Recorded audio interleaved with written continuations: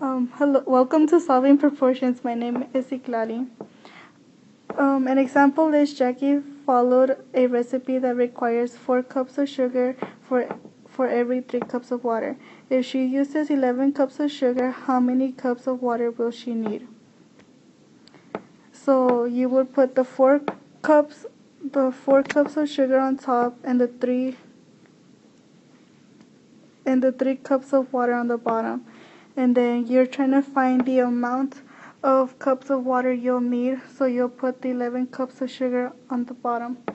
You will have to cross multiply, so you'll put this is 3x, and then you multiply 4 times 11, which equals to 44.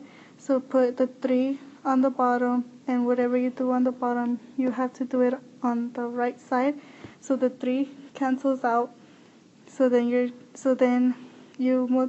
divide 3 divided by 44.